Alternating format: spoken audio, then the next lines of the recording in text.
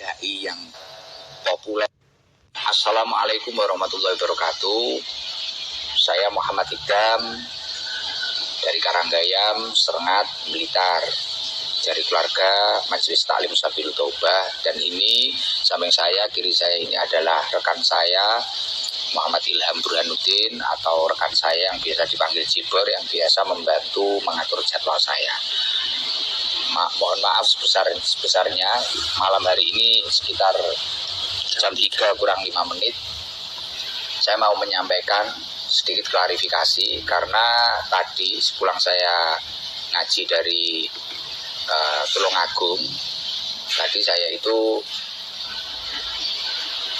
melihat di TikTok bahwasanya ada klarifikasi dan ada kekecewaan dari teman-teman panitia Lamongan yang saya katakan kemarin pada malam Selasa kemarin. Jadi pada malam Selasa kemarin saya mengatakan jangan sampai ini. Kula nyuwun tulung aja sampai kaya Lamongan diwingi. Kula yo ora ngrasa sowan disowani, Ciber yo ora ngrasa di ngekei jadwal apa piye, ora enten foto kula gitu. Akhirnya nek jamaah sing ngapunten nyuwun sewu saking debene kali kula ke roti tari lho. Aku delok. Jadi pada malam Selasa kemarin saya berbicara seperti itu tadi, seperti yang diputar oleh saudara Ilham tadi. Itu di TikTok juga ada. Jangan sampai seperti Lamongan kemarin. Saya tidak merasa disowani, dan Ilham Ciber juga tidak merasa memberi jadwal. Saya bilang seperti itu. Karena kemarin ada beberapa muhibin atau penggemar atau apa ya yang ingin jamaah lah. Saya mencontohkan dari beberapa yang bawa roti tar untuk saya. Itu hanya sebagian, yang lain itu banyak yang kecewa karena dikira saya itu memang benar-benar datang. Terus pada malam hari ini tadi, sekitar jam 12 saya itu melihat, habis saya ngaji di Tulungagung malam ini di Kalidawir. Saya itu lihat di TikTok ditunjukkan oleh anak-anak. Ini loh Gus, ada orang dari panitia dari panitia Lamongan. Ini klarifikasi. Artinya mereka itu gak suka karena kenapa Gus kok bilang seperti itu. Nah ini saya mau klarifikasi. Bahkan kekecewaannya, kenapa kok Gus Hidam bilang seperti itu, gini, itu banyak lah. Karena saya memang merasa tidak diswani, dan saya memang tidak tahu kalau yang punya acara Lamongan kemarin itu adalah orang yang pernah datang. Beliau itu yang pernah datang ke rumah sakit waktu saya sakit itu. Jadi ceritanya seperti ini. Ini saya ceritakan kronologi awalnya. Karena dari beliau sahabat Lamongan klarifikasi malam hari ini, pada malam malam Kamis, saya ini jadi tahu, oh ini ternyata orang yang beliau itu yang dikatakan yang sowan kemarin. Jadi gini, 2 minggu sebelum acara Lamongan ini, kalau nggak salah, tanggal 15 Oktober jam 12 malam, saya itu pulang ngaji dari Pucang Laban jam pertama, jam kedua saya itu dari Panjer, Tulungagung. Badan saya drop. Jam 1 saya itu masuk ke klinik. Saya masuk ke klinik jam 1 malam. Akhirnya 1 malam. Akhirnya saya itu diinfus. Akhirnya saya bisa tidur sekitar jam 2. Tidur. Setelah itu sekitar jam 7 atau jam 8 atau jam 9, saya lupa, sekitar jam 8 kalau nggak salah, itu saya bangun saya itu kebelet pipis. Akhirnya saya bilang ke sahabatnya Cibor, juga salah satu supir saya, namanya Yati, aku pengen jeding. Akhirnya diantar ke kamar Yati itu, diantar ke kamar mandi. Setelah saya keluar dari kamar mandi, Yati itu bilang, Gus, ada tamu ingin ketemu panjenengan. Ya saya juga nggak tanya siapa, dari mana, nggak tanya saya. Saya cuma bilang ke Yati, urusono karo Jibor aku gak kuat. Awakku loro tenan. Aku tak turu maneh. Belum muni ngoten. Akhirnya sama Yati sama Jibor ini diurus, ketemui. Saya saja Gus, Yati nunggu jenengan. Oh, Yati tetap nunggu saya. Ya. Setelah itu saya keluar di luar kamar. Di luar kamar akhirnya ditemui Jibor. Setelah itu saya juga nggak tahu kejadian apa yang terjadi, saya nggak tahu. Akhirnya saya ngurus kesehatan saya karena malam saya harus ada pengajian lagi dan besoknya saya harus keluar kota. Akhirnya saya harus gak mikir, gak ngereken dengan keadaan itu. Dan singkat cerita, tiba-tiba setelah 3 hari dari tanggal 15 ini tadi, saya sudah agak lumayan sehat, gitu. Ya. Jibor itu nemui saya bawa undangan. Kalau nggak salah itu waktu di mobil, Gus, kemarin ada orang yang sowan di rumah sakit. Tuh, di rumah sakit ada yang sowan seperti ini. Mengantarkan undangan. Dan bilang matur tengkulo juga. Niku bilangnya gini, untuk Gus Hidam mohon dijadwalkan ini datang di Lamongan. Terus setelah itu beliau juga matur, ya gimana ya, memaksa suruh datang kalau bisa menjadwalkan.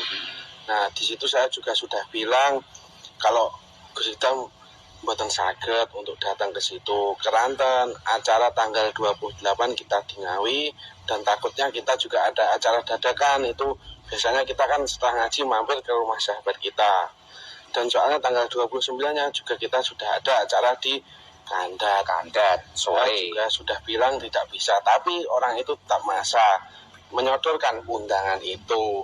Nah saya kan juga, maksudnya mengaturkan undangan, bukan mengaturkan jadwal. Jadi Ilham itu 3 hari setelah saya dirawat di rumah sakit dengan keadaan sakit itu tadi, tanggal 15 loh itu. Ya. Itu tanggal 15 ya. 2 minggu sebelum hari H-nya Lamongan. Berarti tadi kalau saya hitung, itu Jibor nyodorkan undangan tadi. Jadi dia itu nyodorkan mungkin nunggu saya sehat, nunggu saya dangan. Nah akhirnya setelah dia nyodorkan, saya baru ingat, loh Ham, ini berarti orang yang nyambangi ke rumah sakit kemarin. Kan saya di rumah sakit itu saya sudah bilang, oh jangan sampai ada satu orang pun yang datang ke saya, karena saya memang benar-benar sakit. Saya itu nggak ingin ketemu siapapun. Saya pengen istirahat, saya sakit tenanan, beneran. Dan ketika saya tidak segera sembuh, akan banyak jadwal yang kita korbankan dan akan banyak orang yang kecewa, saya kasihan. Lah mengingat hal itu, akhirnya saya teringat, ini berarti setelah saya dirawat di rumah sakit, besoknya itu ada yang WA saya, Ham. Saya langsung cerita ke Ilham. Besoknya itu ada yang cerita saya, WA saya, WA pripun Gus, Jibor tanglet. Jadi aku ki dilokne wong. Gus, jenengan niku lho, kalau nggak nemui saya itu nggak masalah. Jadi besoknya, jadi misal saya itu dirawat malam Kamis sampai hari Kamis ya. Dirawat itu malam Minggu apa pokoknya tanggal 15 Oktober, Minggu berarti Senin. Nah, kalau nggak salah Selasa itu saya di WA orang. Jenengan itu nopo ya cara istilahnya nopo kebacut, jenengan itu keterlaluan, masa nggak ditemui. Kalau yang nggak ditemui cuma saya nggak masalah, tapi yang panjenengan nggak nemui itu adalah itu kiai besar. Para habaib, para pejabat pun tunduk sama beliau. Lah ini jenengan itu kok nggak mau menghormati. Terus akhirnya saya gini di WA itu saya balas, ya Allah Mas, saya itu sudah sakit, keadaan sakit seperti itu loh, jenengan kok bisa bilang seperti itu. Ya semoga jenengan itu sehat-sehat saja. Saya bilang seperti itu. Lah akhirnya sinkron, ternyata orang itu toham. Lah saya bilang ke Jibor, dan masih banyak bulian ke saya gara-gara saya tidak menemui itu. Terus akhirnya orangnya bilang, padahal saya itu yang nyuruh ke rumah sakit adalah Bunyai, ibunya panjenengan. Lah makanya malam Selasa waktu saya rutinan saya bilang, lah aku lho loro kok dibully kayak ngono. Dan siapa yang nyuruh datang dan ya memaksakan. Lah saya ya kayak bingung, wong saya itu sudah terjadwalkan. Ya kalau saya mengupayakan di sana ya yang kandat kecewa, yang ponggok ya juga kecewa kalau saya memaksakan ke sana. Lah saya itu sudah bilang seperti itu. Lah di sana orang-orang malah apa itu seolah-olah saya datang. Lah akhirnya bukan masalah rotinya yang saya bahas itu, bukan masalah rotinya blodong atau tidak. Rotinya guys buat jenengan-jenengan nggak masalah, saya juga nggak berharap itu. Kasihan ini loh, semisal ada yang mau ngasih ingkung apa-apa, kasihan.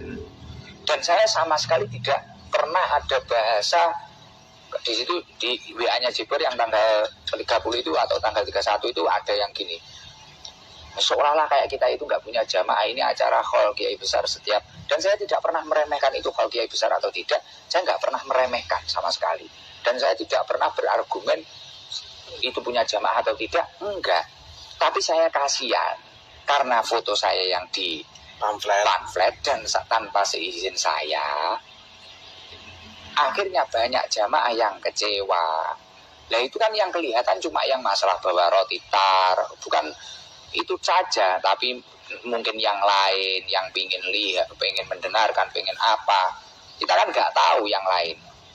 Makanya rame di TikTok seperti itu. Artinya kekecewaan saya itu mengerucut kenapa foto saya tetap ditampilkan. Kita belum ngedilkan jadwal. Iya, belum ngedilkan jadwal. Kok di foto, kok di pamflet ada fotonya. Kok di pamflet ada foto saya. Ya gitu loh. Saya itu kasihan dengan jamaahnya yang datang, bukan jamaah yang murni jamaah situ, bukan murni jamaah Khaul, tidak. Jamaah kita itu loh. Muhibin kita yang mungkin dari Surabaya atau Sidoarjo atau mana itu loh yang kasihan itu. Kan karakternya jamaah ST itu biasanya nunggu mulai jam 2, jam berapa, atau kalau acaranya sore nunggu sampai ke pagi. Nah yang kasihan itu. Bahkan tadi kemarin waktu kan malamnya kita di Ngawi, yang di Ngawi itu sampai nunggu tunanetra hafal Al-Quran, nunggu mulai sore, nanti ingin ketemu Gusidam, ingin apa. Nah itu kan yang kelihatan, yang nggak kelihatan maksudnya yang nggak terekspos itu kan banyak selain dari roti itu. Kalau saya udah kemarin terus ada WA gini, kalau itu besok mau ke sana nganter roti gini, lo nggak usah diantar rotinya. Artinya kalau memang benar-benar belum deal penjadwalan agar orang-orang itu tidak kecewa, agar orang-orang itu tidak merasa dibohongi, ya jangan dinaikkan foto saya. Ininya gitu ya. Ya benar ya Pak Imam itu. Ininya gitu. Terus ada tambahan lagi. Sudah